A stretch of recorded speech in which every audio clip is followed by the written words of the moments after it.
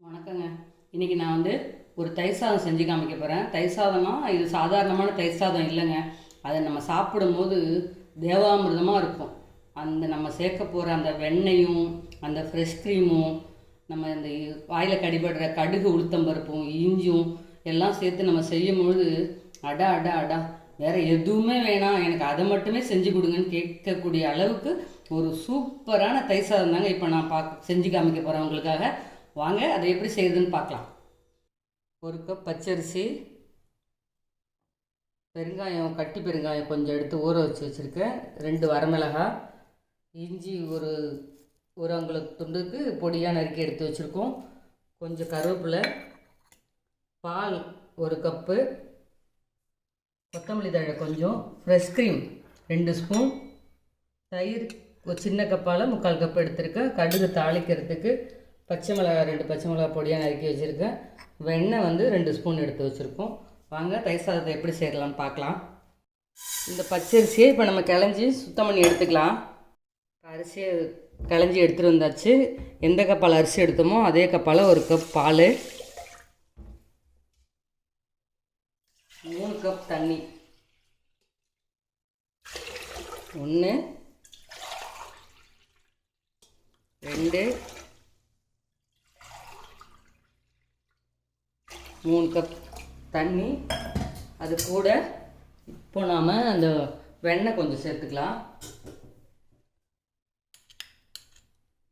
கொஞ்சமாக வெண்ணெய், அவ்வளோதான். இப்போ நம்ம குக்கரை மூடி ஒரு 5 விசில் விட்டு எடுத்துக்கலாம். குக்கரை நான் மூடி போட்டு அடுப்பு பற்ற வச்சுக்கிறேன்.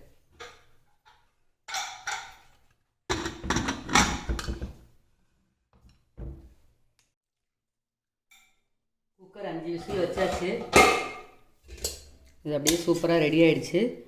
பாருங்கள், அப்படியே குழைவாக வந்திருக்கு, உடனே வந்திருக்கு. இது அப்படியே வேறு ஒரு பாத்திரத்தில் மாற்றிக்கிறேன். நல்லா நம்ம தயிர் சாதத்துக்கான ரைஸ் நல்லா குழைவாக வந்திருக்கு. அது கூட 1 கிளாஸ் பால் ஊற்றிக்கிறேன். அது கெட்டியாக ஆகிடும். நம்ம தண்ணியாக இருக்குதுன்னு நம்ம நினைக்க வேண்டாம், அது கெட்டியாகிடும். அது கூடவே ஒரு 1/4 கப் அளவுக்கு தயிர், பெருங்காயத்தை நான் ஒரு மணி நேரமாக ஊற வச்சுருக்கோம், ஒரு சின்ன கட்டி பெருங்காயத்தை. அதனால் கொஞ்சம் பெருங்காய தண்ணி சேர்த்துக்கிறேன். அதில் இஞ்சி பொடியாக நறுக்குன்னு இஞ்சி சேர்த்தாச்சு. இப்போது எடுத்து வச்ச வெண்ணெயில் கொஞ்சம் நம்ம அரிசி வேக வைக்கும் போது போட்டோம், மீதியை இதிலே போட்டுடலாம். ஒரு 2 பச்சை மிளகாயை பொடியாக நறுக்கி வச்சுருக்கோம், அதையும் போட்டாச்சு. கொத்தமல்லி தழை, நம்ம தயிர் சாதத்துக்கு தேவையான அளவுக்கு உப்பு,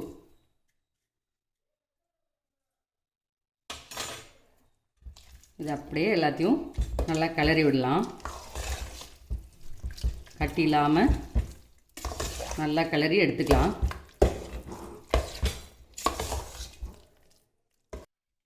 இப்போ நல்லா கலந்து விட்டாச்சு. இதில் நம்ம எடுத்து வச்சுருக்கிற ஃப்ரெஷ் க்ரீமை அதில் சேர்த்துடலாம். இது கூட நமக்கு பச்சை முந்திரி இருந்தால் அதில் சேர்க்கலாம். அப்படி இல்லாட்டினா கூட முந்திரி பருப்பை ஊற வச்சுட்டு கூட இது கூட சேர்த்துக்கலாம். கேரட்டை பொடியாக நறுக்கி அதை சேர்க்கலாம். மாங்காய் இந்த ஒட்டு மாங்காய், கிளிமுக்கு மாங்கான்னு சொல்லுவாங்களா, அது இருந்தாலும் நம்ம இந்த மாதிரி பல்லாக வெட்டி அதில் சேர்த்துக்கலாம், நல்லாயிருக்கும். இப்போ அந்த க்ரீமை சேர்த்து நல்லா கிளறி விட்டுக்கலாம்.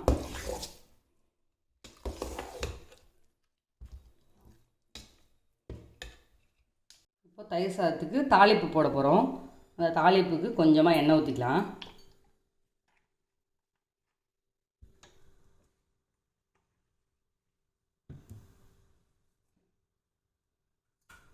கடுகு போடுறதுக்கு முன்னாடி மிளகாயை போட்டு கொஞ்சமாக வச்சுக்கலாம்.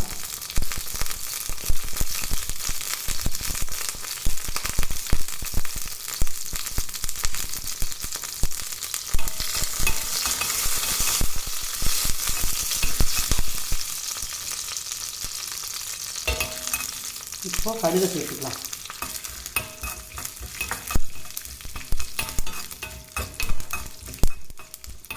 மிளகாய், கடுகு, உளுத்தம் பருப்பு பொரிஞ்சு வறுபடுற வாசனை நல்லா சூப்பராக இருக்கும். அது தயிர் சாதத்துக்கு இன்னும் நல்ல டேஸ்ட்டை கொடுக்கும். நல்லா பொரியிற வரைக்கும், எல்லா கடுகும் பொரியிற வரைக்கும் வெயிட் பண்ணுங்கள். அவசரப்பட்டு போடாமல் நல்லா பொரிய விடட்டும்.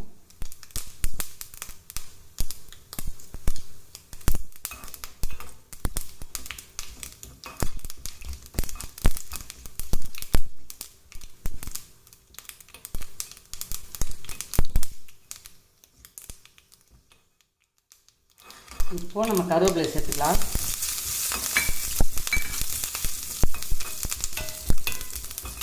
அடுப்பு ஆஃப் பண்ணிவிட்டு நம்ம இப்போ தயிர் சாதத்தில் சேர்த்துக்கலாம்.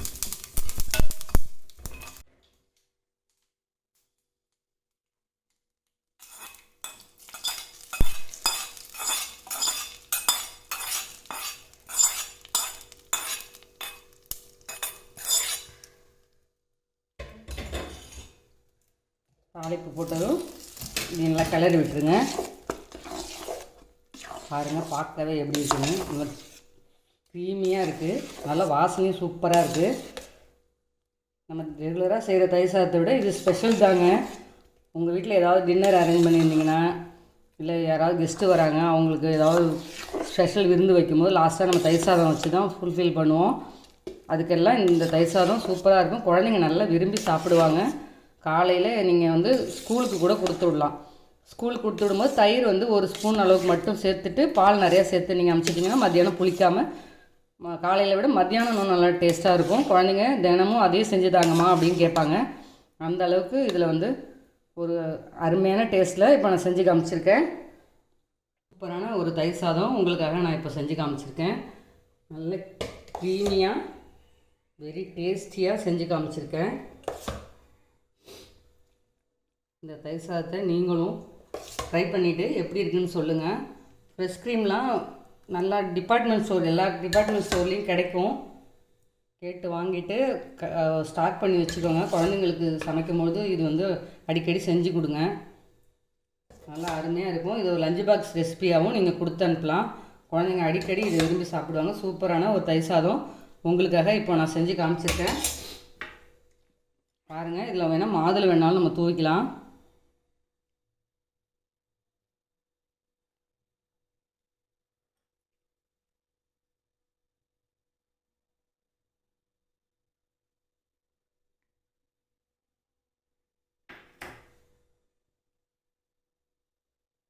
ஸ்பெஷலான ஒரு தயிர் சாதம் ரொம்ப டேஸ்ட்டாக செஞ்சு காமிச்சிருக்கேன். நம்ம அம்மங்கா கிச்சனை லைக் பண்ணுங்கள், ஷேர் பண்ணுங்கள், சப்ஸ்கிரைப் பண்ணுங்கள். கூடவே பெல் பட்டனை தட்டி விட்டுடுங்க. நன்றி, வணக்கம்.